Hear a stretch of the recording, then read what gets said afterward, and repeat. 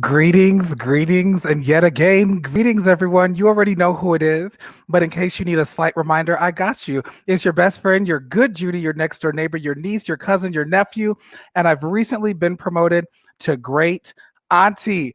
It is Norman J. Liverpool IV, and I am so excited to be back with you after taking, I guess after our season finale, I guess consider this season 2, okay?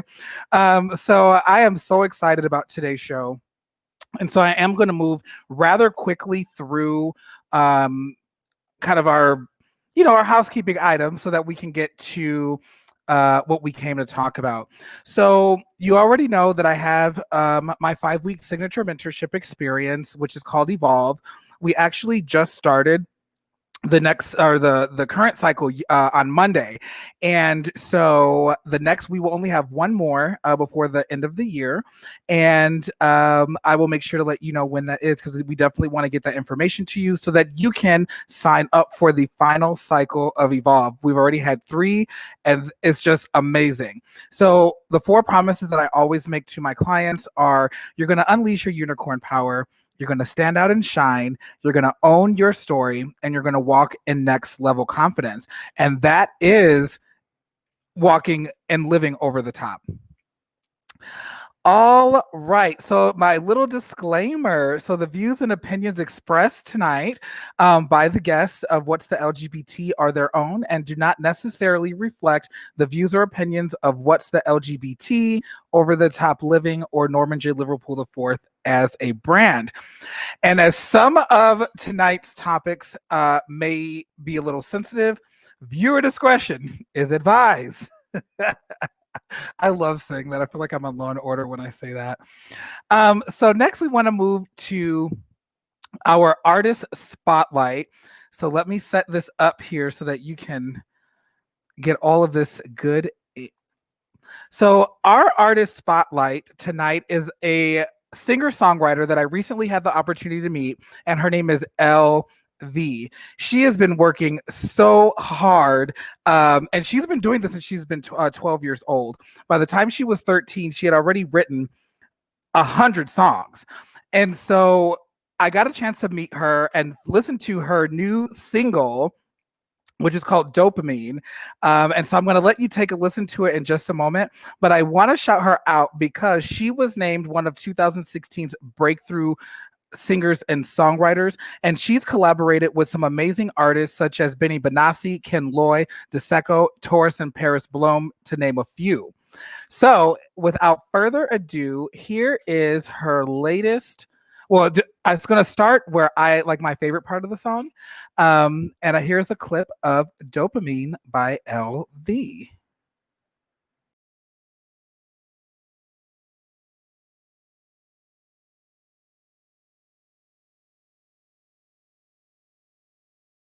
I'm an addict, I'll admit it. Your prescription, I'm addicted. We can ball out, let it all out. Oh my God. You're my dopamine, my living gasoline, fire. Put it all on me, daddy. Kill me with that dopamine. You're my dopamine, You're my dopamine, my dopamine, Kill me with that dopamine.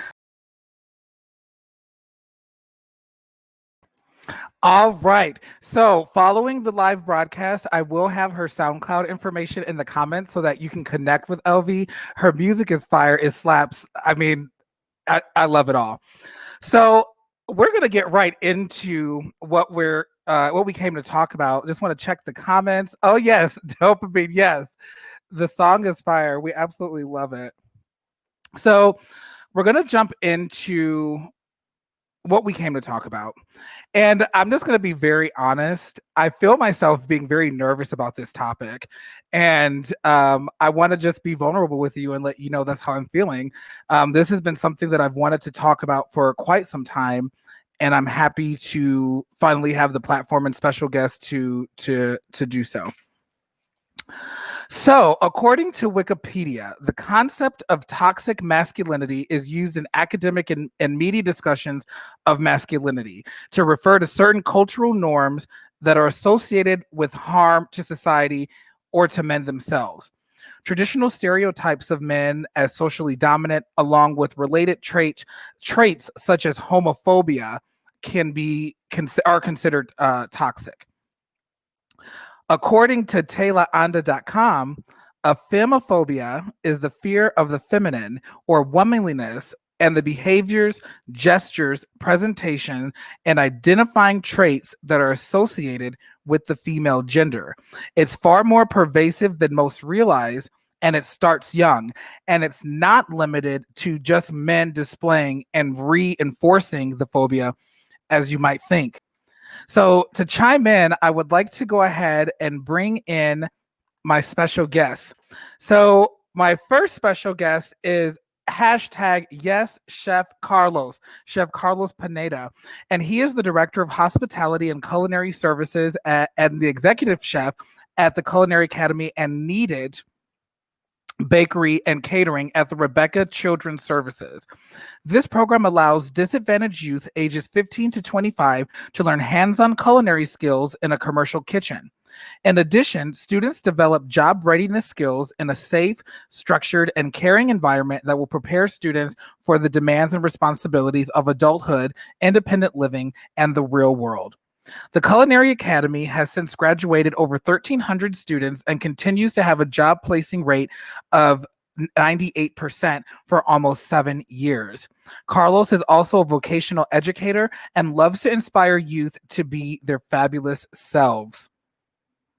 My next guest, I'm so happy to have this guest back, is DJ Labayan Arvalo.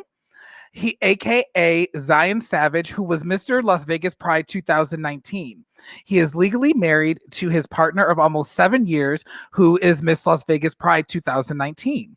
They have a 5-year-old daughter who is biological to both of them and whom he carried. He says, I've tried my best to share our story with the community and have made a huge impact. I am very proud to be visible for the people who may not have the strength to. Another return guest is Mr. Scotty Scott. Yes, and that is his real name. I think I'm going to say that every time I introduce him. Scotty is a singer and YouTube personality on What's New Vegas. Originally from Los Angeles, but has resided in Las Vegas for 8 years. Scotty hopes to use his platform to continue the fight for equality for brown, black, and LGBTQ people. And lastly, but certainly not least, is Mikey Martinez, otherwise known as the Mystic with a Flair. He is a 5th generation intuitive, which is clairvoyant and medium. With 4 years, experience as a working intuitive and CEO of his brand, Mystic Mikey, his mission is to help others love themselves and trust themselves. Through his daily inspirational content, live readings, and one-on-one coaching sessions. As a mystic who owns his flair, he facilitates a healing space that provides his clients the opportunity to find their own flair. I love that. All right, well, without further ado, please welcome my special guest. Hashtag yes, Chef Carlos. Bring back DJ. We've got Scotty and Mike. I hear some feedback. Oh, yeah. DJ, there was some sound coming from you, so I muted you really quick. Well, you got that together. Let me see. Oh, it's still there a little. I'm going to mute you while we get that together. So really quick, we're talking about masculinity tonight. And so I wanted to describe it before we get into the meat of the conversation. So dictionary defines masculinity as a set of attributes, behaviors, and roles associated with boys and men. Although masculinity is socially constructed, research indicates that some behaviors considered masculine are biologically influenced. To what extent masculinity is biologically or socially influenced is subject to debate. Standards of manliness or masculinity vary across different cultures and historical periods. So I want you guys to introduce yourself, and we're going to start with Chef Carlos. Introduce yourself and answer the question, why is this topic so important to discuss? So hello, everybody. My name is Chef Carlos. I am from California. And again, thank you, Norman, for having me on your show today.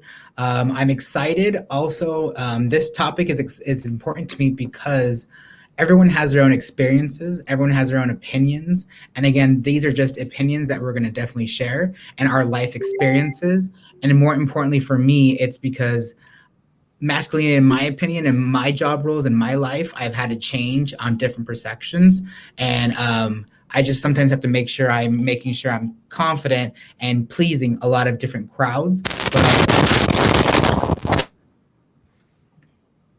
Well, thank you so much. All right, Scotty, what's up? Introduce yourself. What's going on? Hello, everyone. I'm Scotty Scott. And like Norman said, yes, that is my real name. You did say that last time I was on the show too, which is super, super funny. I think that this topic is important to discuss because I feel like these are things that get ingrained in us, and especially as a gay male, it's like you spend your childhood hiding who you are and being afraid to just be yourself, and you see masculinity as the thing that you need to portray in order to stay in the closet so nobody knows, you know? And so that's where it really hit home for me. Well, I'm happy to have you. Thank you for coming back. Yes. Mikey, what's up, the mystic with the flair? Hi, I'm Mikey, Mystic Mikey. But so masculinity is important to talk about from my perspective because, you know, when we're growing up, we're given this baseline, but we're given this baseline to work from and use to define in our own way. And based on how we define it, that's determined whether we, you know, are accepted or rejected. And you know, so I think we're coming to a new age. We're coming to a new era where we're learning that there's not just one way to be masculine. It means a multitude of things, and there's more to come. There's more to bring to the table, and I feel like there's a lot more. And shows like this, perspectives like so many of ours, I feel, you know, where masculinity is changing, and it's a beautiful thing. Yeah. Well, I'm so excited to have you here, Mikey. Thank you. And again, if you have any questions or comments for any of our guests, make sure you comment in the comment section. All right. Last but not least, my brother, Mr. DJ. Hi, how you doing? I'm doing well. I think that this.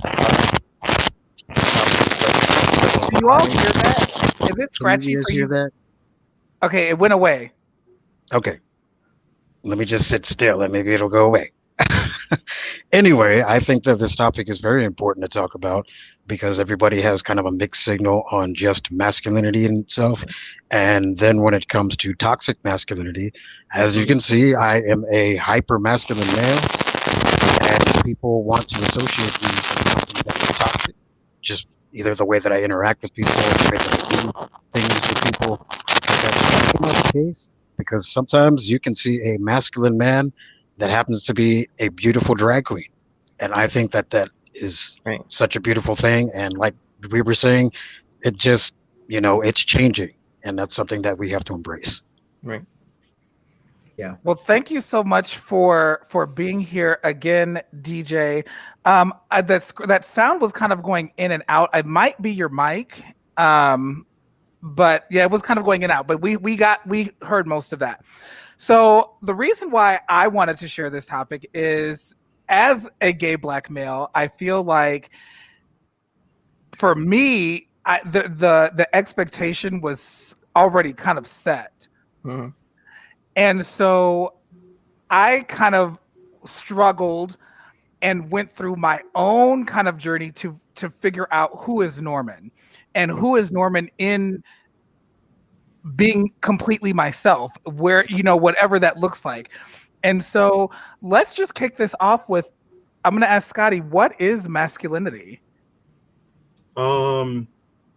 That's such a hard thing because it's defined by you, but it's defined by society and cultural differences. Well, you define it. For me, I mean, I don't know, it's being macho, and it reminds me of a time. So like in high school, I played football, and I did that because, I thought it'd make my family happy. I thought it'd make my stepdad happy that he saw me playing football. So to me, it was like I had to show that I could be one of the guys, that I could be tough, that, I could change a tire, I could do those manly things.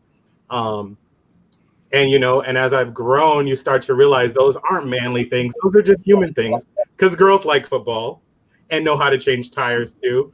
And so, it's really just the idea of what a man is supposed to be that's gotten forced on us. So I don't think masculinity is really anything other than some fabricated thing. Truly. I love that. What do you think, Mikey?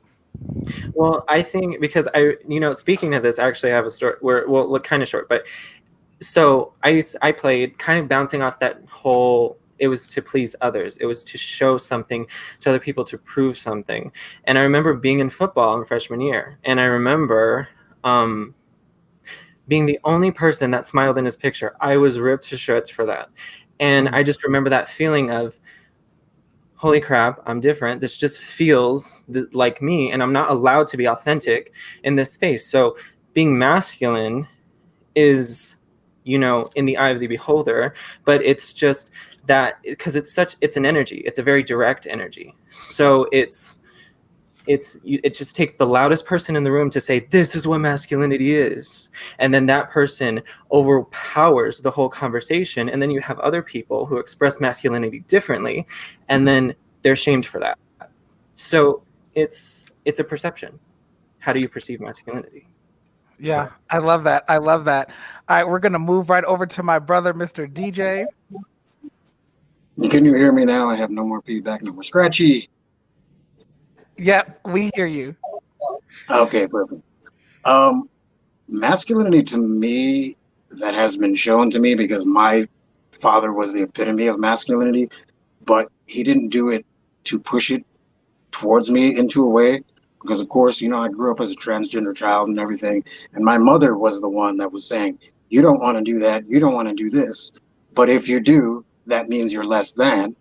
I mean, it is all in the eyes of the beholder, because just to me, masculinity is somebody who's just passionate about other people, passionate about themselves, that takes care of their family and people that's around them. So yeah, you might like motorcycles and guns and all kinds of stuff.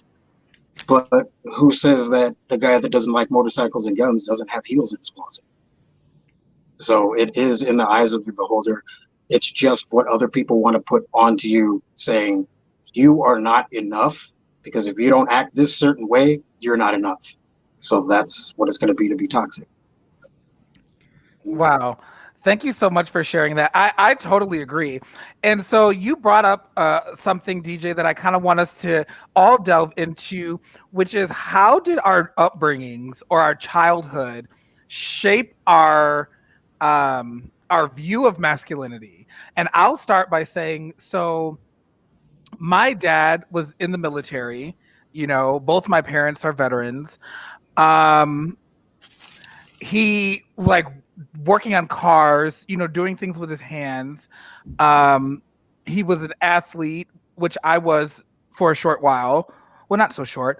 But he was just into the things that I just never were. And when I would look at him or look at my uncles, plural, I would just feel like, where do I fit in here? And so I remember the earliest form, how this shaped my view of masculinity was feeling like I don't get it. I remember consciously feeling like I don't get it. And that was something that journeyed with me through, my childhood. I went to an all boys Catholic high school. So it was just I just was constantly trying to figure out where I fit in this spectrum of masculinity. And it wasn't until I started really doing the healing work on myself that I really tapped into who I am as a masculine person. and also who I am as a feminine person. So, that's my view. So, Scotty, we'll start with you again. How did your childhood affect your view of masculinity? Well, I mean, I grew up in a, single parent household when I was younger. So it was just me and my mom. And so I really didn't have a huge example to look up to until my mom was remarried when I was like 13. But I had cousins and different things, and they liked things that I didn't like. And, I had to put on a face basically because I didn't want to be seen as different.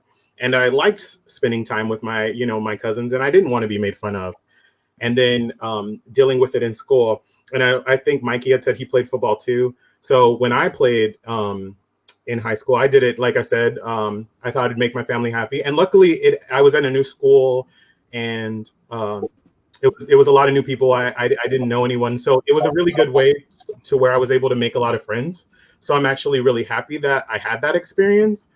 But at the same time, it was like that don't ask, don't tell, don't talk about it kind of situation. And so I was putting on this front to be more masculine. And I remember like specifically this one day in the locker room, one of the guys, he was, I think, varsity, and I was like JV. So he was like, "Why do you talk like that?" And I remember being like, "Uh-oh, I slipped. Like, I got to catch myself, put on that macho thing." So that's definitely, that was a lot of my childhood. And it took until after getting out of high school, some college, to where you realize like people don't really care as much, and being able to be yourself, Yeah. Yeah. So, Carlos, for those of our viewers that don't know, you are all about this big, bearded, beautiful, fabulous lifestyle. So, how did your upbringing or your childhood shape your view? So growing up for me, I was in a Hispanic family.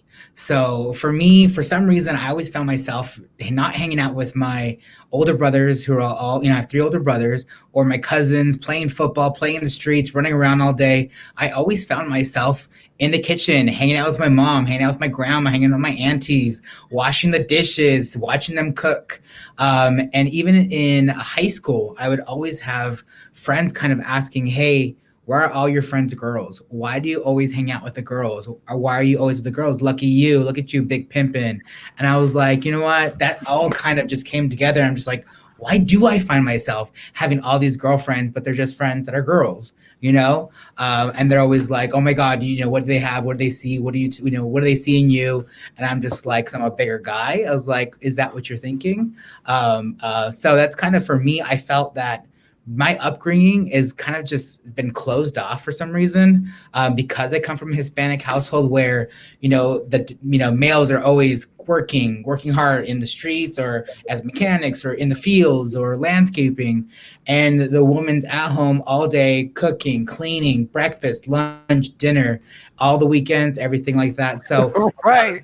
kind of shaped me. Every day you should have fresh tortillas on the table. You should have fresh salsa made, and you should have your 3 meals with all your rice and your beans every time. And I'm like, oh no, I see that. I'll enjoy that. I love cooking that, but I'm like, that's not me though. I can do both though. I did play, football for a few days, I would say. It wasn't a whole year.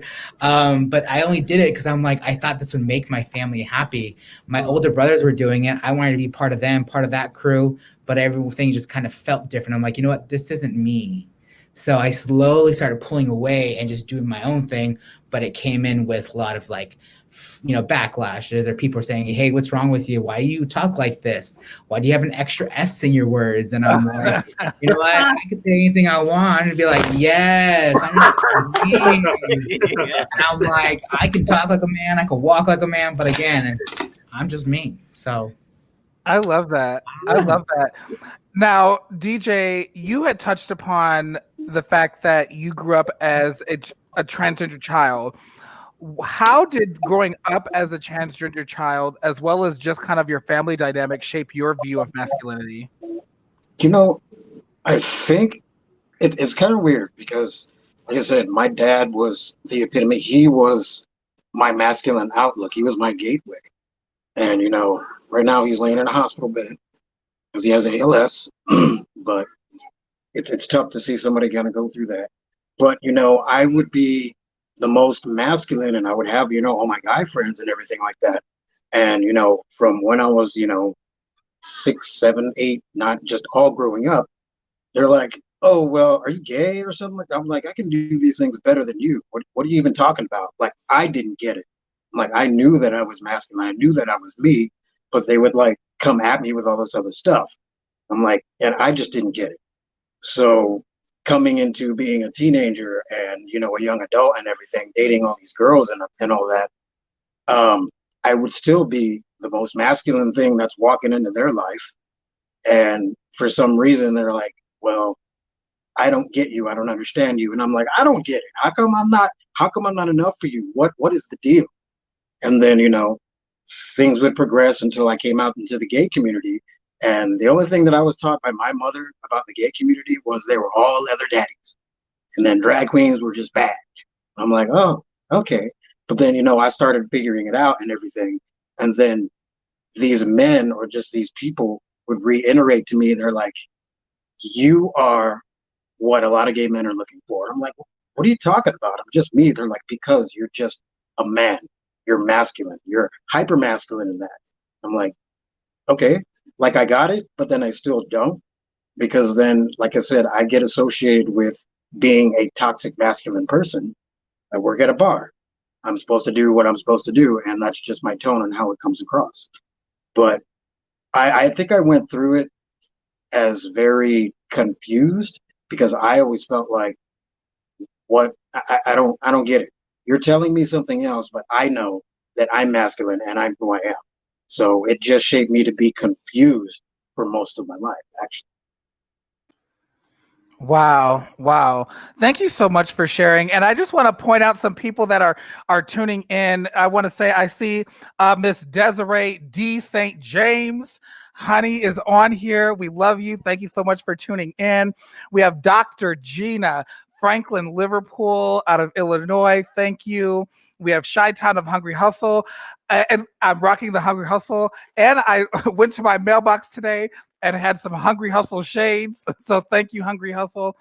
So it looks like we have a question from someone here. And let's go right into it. Do any of you guys feel like your fathers protected, provided, and were present in your lives? I'd be curious if your mothers or aunts had to step in to teach you about your masculinity. Now that is a very interesting question. We're going to thank you, Damien, for posting that. I'm going to leave that on the screen and I'm going to flip it around and we're going to start with Carlos this time. Do you feel like your fathers provided, protected, and were present in your lives? And he's curious to know if mothers or aunts had to step in and teach you about your masculinity. For me, actually, I did have this happen to me. My dad was always kind of like, "Hey, you're a little different. Things are a little different for you. What's going on here?" And he would then ask my mom, "Hey, is our son different? Is he, more feminine or is he less masculine?" And or some days he is, some days he's not. And my mom had to come to me and be like, "Hey, your father's asking me these questions. I don't know where you stand. I don't know what you stand for. I don't know where you're going with your life. But I want to just let you know that maybe you should tone it down a little bit and make sure that you're, hey, a little on the masculine side because, his brothers are asking, my uncles are asking, my aunts are asking, hey, your son's, 25 plus now. Does he have a girlfriend? Does he have a wife yet? Because that's what, a Hispanic male should be doing is having kids and putting their last names on them. And for me, I'm like, you know what? That's not me. I'm now almost going to be a 32-year-old male. And I'm just like, you know what? Kids are not for me right now, but it doesn't matter if I don't have a girlfriend or I don't have a wife at this point, 10 kids with my last name. I'm just more focusing on myself and my career and building myself. So if dad thinks I should be more masculine, then tough love. It's, I am who I am and that's what I'm going to do. And so mom, if you want to just, power through and tell dad, hey, that's just your son, you know, go for it. But if he decides to not want to be in my life or not want to protect me or say to his aunts or uncles who I really am, it's okay. You know, they'll find out eventually. And if they want to embrace it, they can. If they don't, hey, it's a new age. Hopefully they're changing their perspectives. And, you know, like Mike even said, you know, it's all about perception. If they want to perceive me in this way, great. If they don't, hey, more power to you, more love to you. I'm still going to spread that love. But yeah, great question. Yeah, I'm still trying to wrap my. That's such a great question, Damien. Listen, Damien, you have a front row seat to every what's the LGBT. I appreciate you interacting with us. So DJ, how do you answer this question?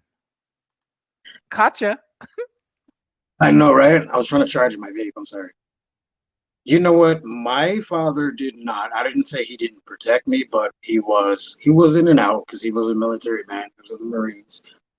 But he taught me everything that I wanted and needed to learn because he knew that I was a different child.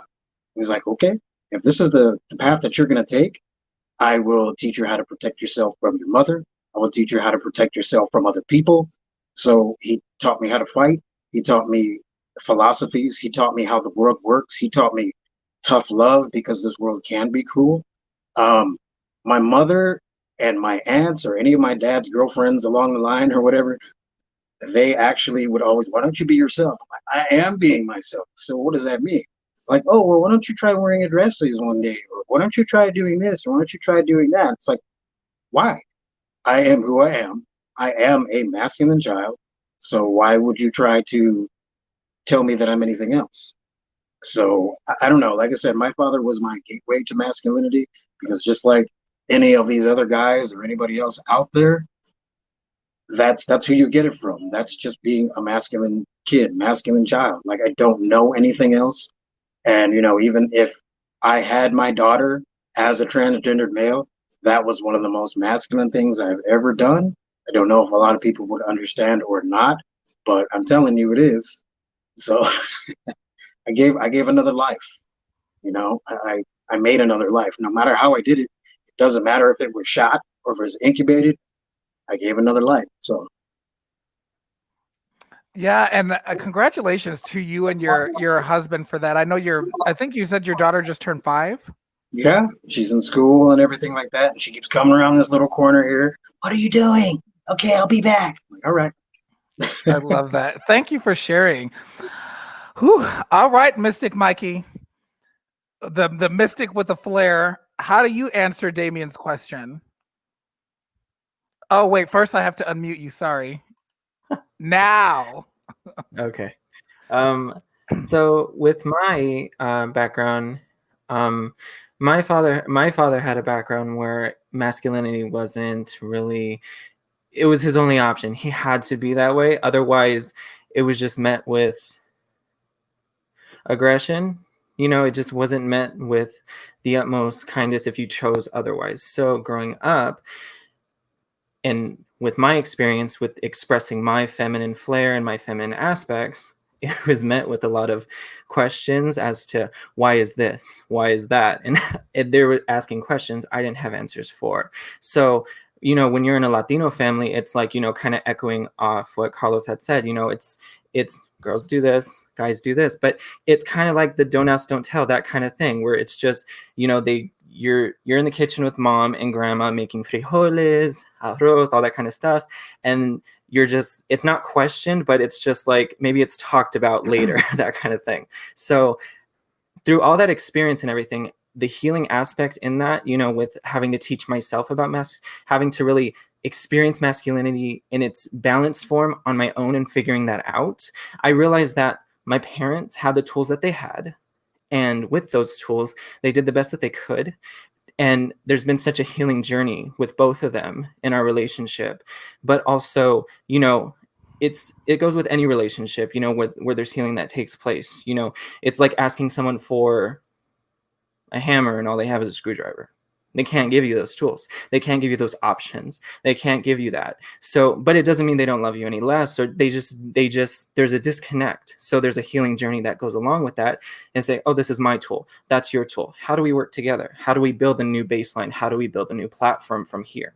So that's kind of my experience with, you know, realizing and healing in general. So, yeah. Wow. Well, thank you so much, Scotty. How do you answer this question?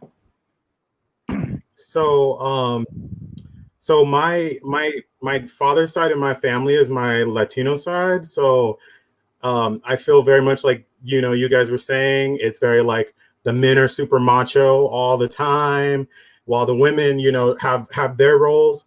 And in my family, it's really crazy. I have an aunt who's had a girlfriend for 20 years, but she was always the friend. And even she would say things like, "Oh, none of the boys are allowed to be gay." Like, but it was like, "But you had a girlfriend." But she always had that double standard, and that was the standard in my family. And so I didn't have a father who was very present. He didn't protect me. When I was maybe like 16, I think he started to get the feel for me of who I was. And so one day I was in a three-way conversation with my sister, and it was me and him. And he said, he was talking about my cousin who is gay and has a partner. They have kids, super happy. But he said, "Oh, if one of you is gay, I would rather a dead child than a gay child." And that, it hit so hard. And we communicated for another like 2 years, but at 17 and a half, 18, I decided that he wasn't good for my life. And I'm 27 now, and I haven't spoken to him since. And to me, it's good riddance, because not all family is good family. You know, if somebody's not going to allow you to be yourself, to love yourself, to do the things that you need to do to be happy in your life, then there's no need for them to be there. And as the part about mothers and aunts stepping in, I think what's funny about my mom is that she has what she's, well, when we talk about it, it's so funny. She said, "I have no gaydar." Like it just doesn't even come to her mind about anybody until they say something. So she didn't know anything about me until I decided to tell her. And she's like, "What?" Like, total shock. And the whole time me thinking that she knew my whole life. And she's like, "I had no idea." And I love that, like, part of her, because it was always just about teaching me to be a good person. It wasn't about teaching me to be a macho man or teaching me to be this kind of way. It was just, are you a good person? Do you look out for people? Do you watch out for your brother? Do you, you know? And those were the kinds of things that she instilled in me. And that's a lot of what my mother's side of the family, that's how they are. And so I feel very blessed to have had that, to where I didn't feel so judged. And when I came out, it wasn't such a horrible experience to them. The other side, I just don't deal with it. But, you know, I have the family that's there to support me and push me forward, you know? That's beautiful. And so I'm going to say, Damien, you really challenged me with this question because it's something that I've not talked about or discussed publicly. So I'm going to say this. I'm going to answer the second question first. I believe, kind of like what Mikey said, of you have the tools that you have, and you do the best with those tools to get the outcome that you want, right? So you may not have all the tools to build a house, but you're going to use what you have to get the closest semblance of a house together. And I will tell you that for me, I definitely believe that my mother, my grandmothers, you know, anyone who knows me knows that all of my grandmother, all three of my grandmothers were my heart, right? And they pulled, I guess, from their experience, whether it be from their fathers or their husbands or, you know, whatever, that certain things are to do or not to do. But what I will say about my mother, and then I'm going to get to the first part of this question, is she literally allowed me to find myself. And not in the way that you would think, because for any of you that follow my story know that some of the things that my mom and I have gone through. But if I wanted to do musicals or be in a play, she let me do it. If I wanted to color my hair red, she allowed me the creative freedom. And so that's why it was so shocking for me when she did not know that I was gay. Like, that was like the most shocking thing, because in a way I almost felt like she knew, and that's why she was allowing me to express myself in these various ways. But I do think that my mom had a lot to do with me understanding masculinity, just as it portrayed. For example, like when I would be walking with my sister, she would say, "You walk on the outside, you let your sister walk, away from the street." Or she would tell me, "Norman, a man has always got to be ready." Because, me, I still to this day carry bags and clutches and, all those things. And she was like, "Norman, a man has got to be ready in a moment's notice. Put that thing in your back pocket and be ready to go." I think I changed my first tire with my mom. My mom taught me how to drive a car. So I think a lot of that I got from her. Now, to go to your first question is, yes, I do believe that my father protected me. Hey, Natalia. I do believe that my father protected and provided and was present in my life when he could or when he wanted to. That's a conversation. I don't know. Me and him have not had that conversation, and we're very close. I'm sure he's watching tonight, and that's a conversation that we probably need to have. But I feel that in his way, in his understanding of being a father, he did those things. And like Mikey was saying, that, sometimes there's a healing journey that you have to go through. But I believe that both of my parents did the best they knew to do what they had. And I'm grateful for both of their examples, and from the things that I would look at that they did and be like, I probably wouldn't do it like that, but I'm grateful for the lesson. Right? So, wow, Damien, thank you so much for that question. That you covered a couple of my discussion points. So really quick, before we get ready to wind down, I want to talk about gay culture as it relates to prejudice or preference. And so, we see these things out here, mask for mask. There is certainly a taboo or a thing with femme men, right? I identify as a femme person, but I also identify as a masculine person. And so I always have found it very challenging when people ask me, in dating, are you mask or femme? I'm me. I'm just me. So what do we feel about that? Do we feel that this is a preference, or is it prejudice? And we're going to start with Chef Carlos. Wow, that's a good question. So I think it can be both in a sense. So for me, for example, people are like, "But you're not very masculine." But then some people are like, "Hey, I could never even tell." And I'm like, you know what? There's times, there's moments that somehow I'm just on different paths, and I'm like, I could be talking normal like this, and I can be doing my thing, but sometimes I'm like, "Hey girl, how you doing? What's going on?" But again, it all kind of just depends, and I don't choose either one, and I don't identify that I'm one more than the other. I think it's just I'm me, and I'm in that moment. And preference, it's like, sometimes I prefer to be not so out there depending on the setting, unfortunately, just for my own safety. And sometimes I just don't want to deal with anything kind of happen negative to myself or the people I'm with. And I've gone through different scenarios where I'm always, I can have these beautiful girlfriends at the club and I'd be dancing with them. They're all just gorgeous women. And all the straight men are always like, "Hey, what's going on over there? Why do you have that?" Well, and they'll feel like attacked for some reason. And they'll want to come towards me and attack me and say, "What's going on? Why are this like that?" I'm like, "Because I'm in a straight club kind of thing. And I have all these girls and I'm just doing my thing with my girls." But again, I'm also like, I'd rather not be so much out there because of my safety. I just want to make sure I'm, in a clear zone and everyone's loving each other and doing their thing. But again, there's always different people that take that even offensive. "Hey, you're too masculine in this setting," or "You're too feminine in this setting." I then get, nervous and worried. I'm just like, I'm just going to back off, unfortunately, for my own safety or the safety of the people I'm with. So that, I don't know if that answers your question pretty much, but I think it's kind of.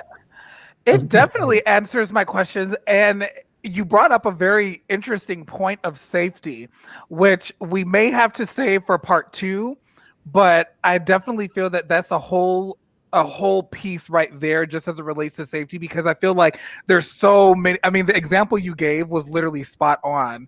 So thank you for bringing that up, because that definitely is going to be a part 2 topic.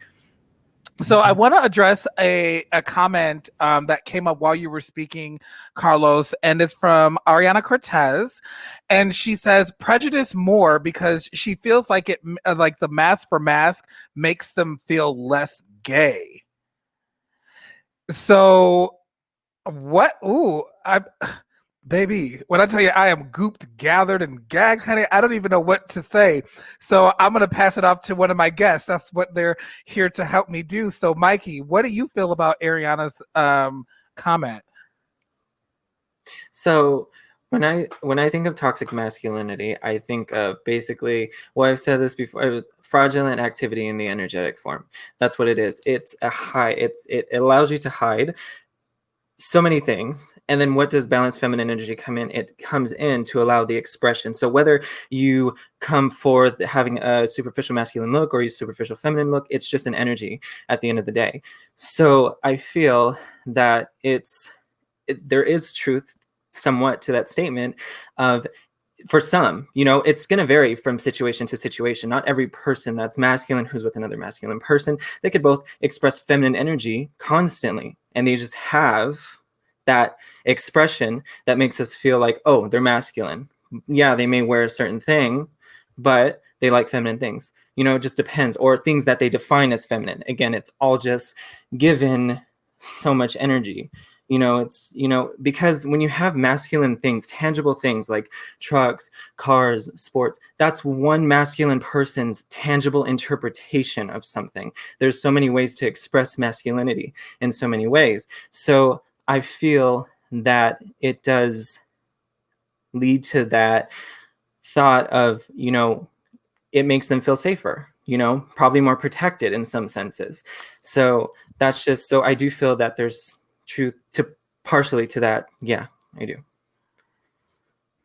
Baby, Mikey, I could literally just listen to you speak. Can you say that phrase again? It was fraudulent. What did you say? Toxic masculinity is fraudulent activity in the energetic form. It hides. It allows you to escape.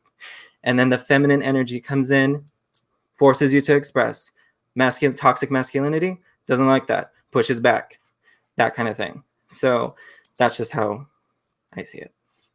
Baby, honey, the philosopher, Mystic Mikey. Wow. All right, y'all. So here we go. All right, we just got a few more minutes. So I want you all to know that all of the episodes that were new between August and the end of September are going to be in part 2 form in October and November. So I know that it seems like an hour is not enough time to get through some of these topics, which I totally agree. We're going to have a part 2 in October and November on many of these episodes because we just need more time to flesh them out. But I want to cover this part because we've kind of talked about it a little bit, but I just want to call it out as it relates to how race plays a part in this. And I'm going to start it by saying, as a gay person, as a Black gay person, I have an issue with I just have an issue with some of the hypocrisy. And I have an issue with the double standard that a lot of it has. You know what I'm saying? Like that is carried with it as a Black person. Because it's like we're gonna be for, these different Norman, don't bite your tongue. It just pisses me off how we're like, okay, we're going to be for Black Lives Matter, right? And we're going to do this and we're going to do that, but only these Black Lives Matter. I said it. That's how I feel. And so for me, race plays a part in it because I can't identify with that part of the culture. I can't identify with that because I'm also a part of another community, right? So, DJ, how do you feel? Does race play a part in your view? You know, I think that it does only when it comes to certain people who want to say that race plays a part. I don't know if that's coming off right. Um, because somebody had asked me a question. I did a show before about transgender people and all that, and they're like, so how do you feel? You know, it works with you being a gay colored man and all that. And I'm like, oh, I never thought of that because I never had any issue or anything. I just think that all lives matter. I do want to say yes. Let's particularly look at Black Lives Matter, because if people are prejudiced or whatever, you're going to go with something either you don't understand or whatever the fact is, and you're going to blame that black guy over there just because it's the easiest thing to do. Why not? Let me hop on the bandwagon. Um, I just, with everything, you know, it's either black, white, gay, straight, feminine, masculine. I always see the middle line on everything. There's people that are going to be prejudiced. There's people that are going to be, you know, they're going to be with it. Don't know if I'm quite answering the question. Um, I don't know. I think it just depends on the person who's trying to either portray that or just say, oh, well, Black lives do or don't matter. I'm sorry that my answer isn't better. I just don't put a lot of thought into those things because I try to find the middle line on everything. I want everybody to love everybody else. Like this little one right here, I just teach her that people are people, and he just looks like that because he does. She does this because she does. This person can be a man or a woman or a little bit of both, and it doesn't really matter on anything else. So, like I said, I'm sorry if I don't answer the question right, but it's up to everybody to kind of break the cycle, and that's And you why know we're what? doing You these answered shows. the question because that's how you feel. So thank you for that. I appreciate that. Mikey, Scotty, chime in. What's the LGBT?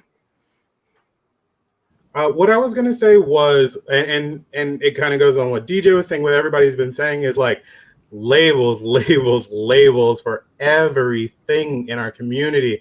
And I think that is what creates these divides, which has, you know, made it so hard for us to find commonality with each other.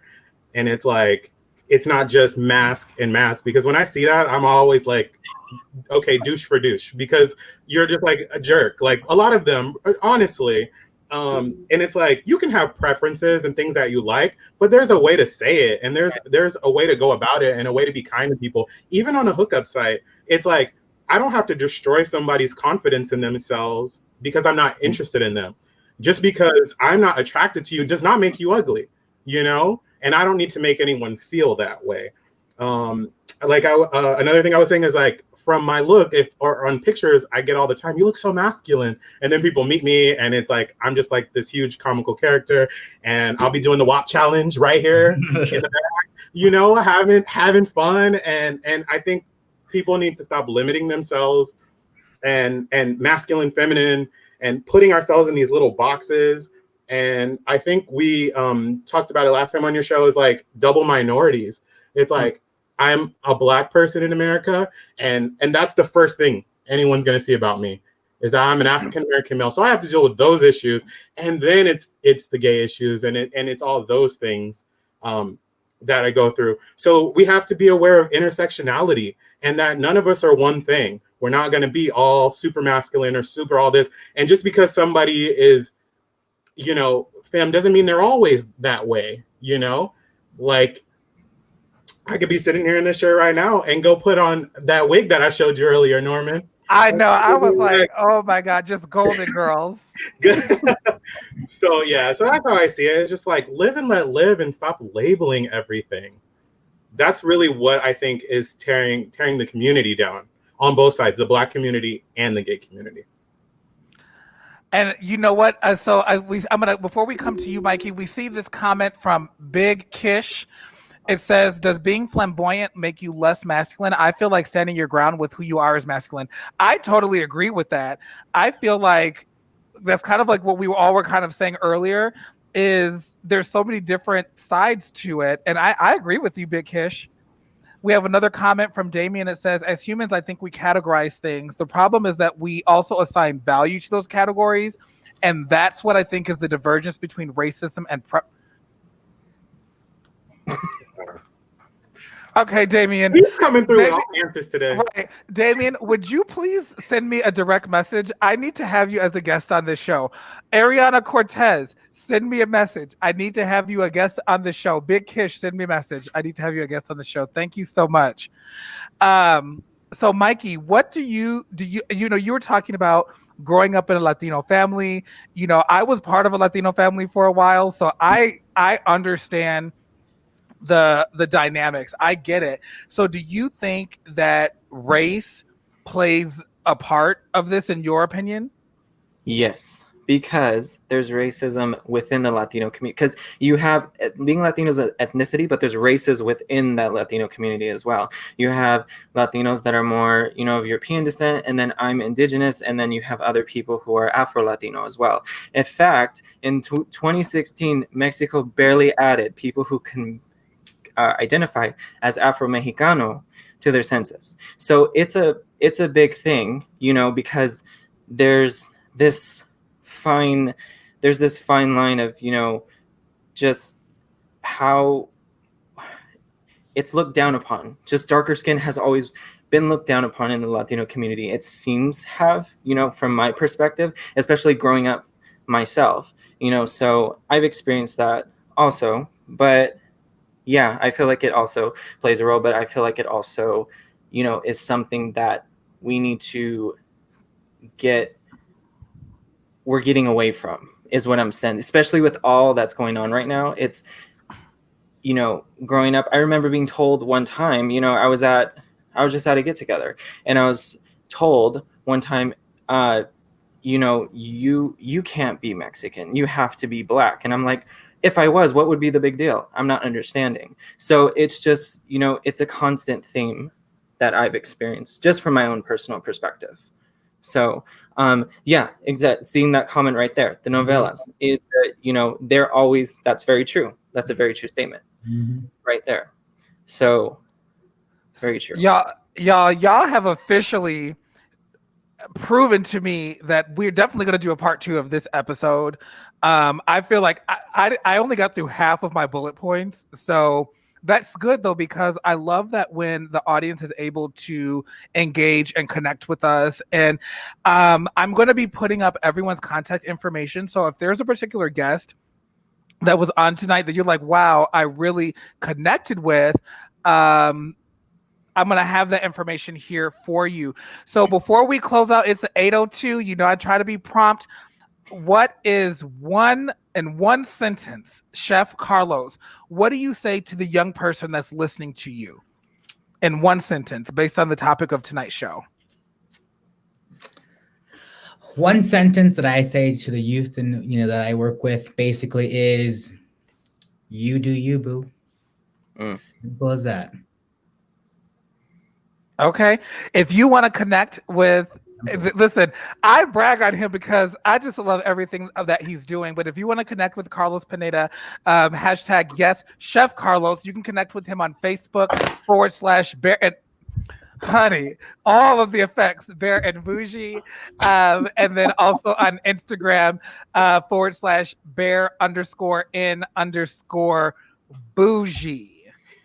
All right. Oh yeah, and look, he's coming through with the merchandise and things, and so we definitely feel free to reach out to him. All right, what do you got for us, Scotty? What do you say in one sentence to that young person that's watching you right now? Do your best to be yourself. be bold, and find a way to love yourself, because you have to love yourself more than anybody else. And I think finding that love for yourself is what's going to make you happy in your life. All right. Well, there you have it.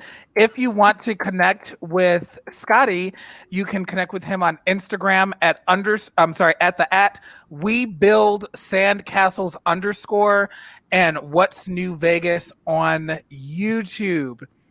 DJ, what is the sentence you have? The sentence that I have: be an individual that devotes himself or herself to the perfection of whatever it is you pursue.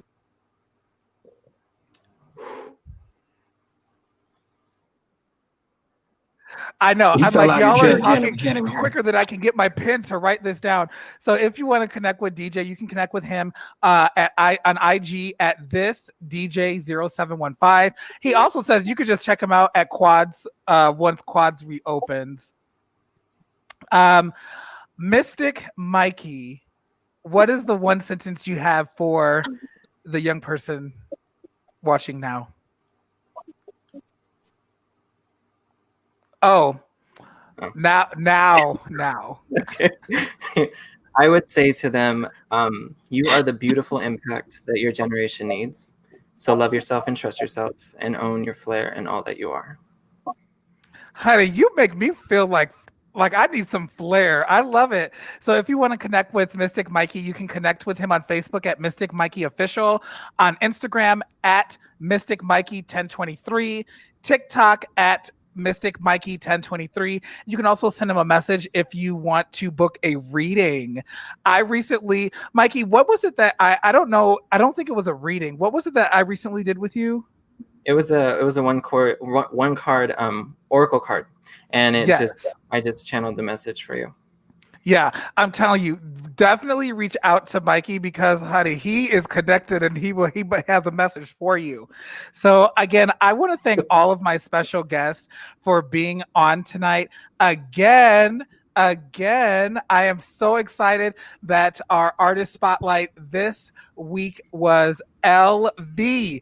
Make sure you check her out on Spotify, YouTube. She's all over the place. Her song Dopamine, her latest single, is out. Make sure you cop that. And thank you all to my special guests for being here. Chef Carlos, DJ Scotty, and Mystic Mikey. I appreciate you all so much for being here. And like I always say, y'all, you are the shit. It's time for you to get up and act like it. You already know who it is, friends, but in case you forgot, I'm your good friend, your best friend, your good Judy, your next door neighbor, your niece, your cousin, your nephew. And recently, I have been promoted to great auntie. My name is Norman J. Liverpool IV. I am the founder and experience director for Over the Top Living, and I thank you for tuning in to another edition of What's the LGBT. Bye.